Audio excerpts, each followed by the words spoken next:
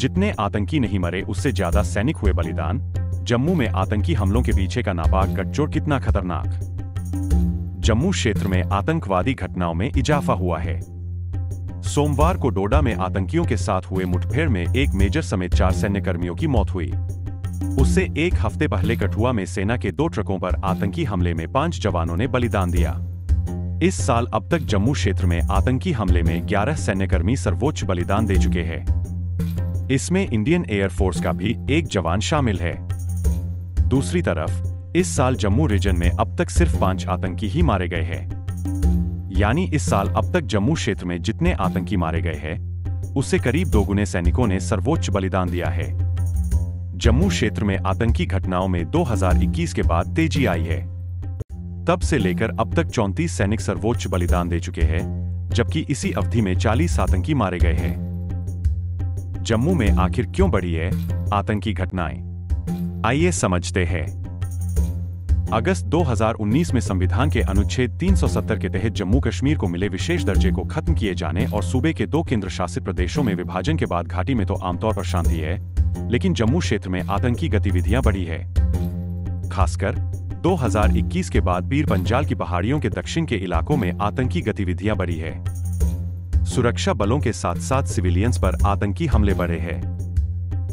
जम्मू कश्मीर में आतंकवाद के उदय और उसके चरम पर पहुंचने के बाद 2003 आते आते पीर पंजाल की पहाड़ियों के दक्षिण के इलाके में आतंकवाद नियंत्रित हो चुका था।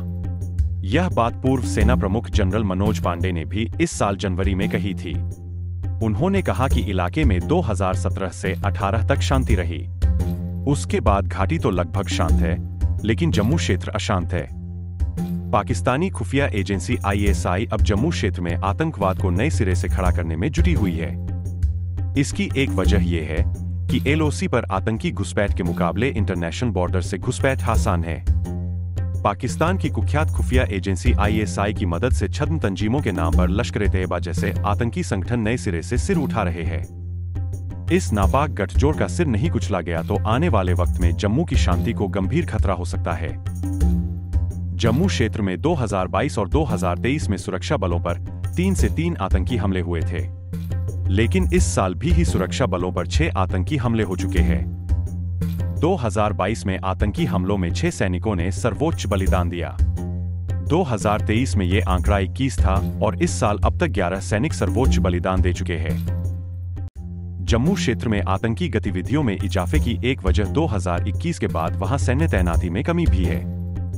2020 में पूर्वी लद्दाख के गलवान में भारत और चीन के सैनिकों के बीच खूनी झड़प के बाद से ही लाइन ऑफ एक्चुअल कंट्रोल यानी LAC पर तनाव है।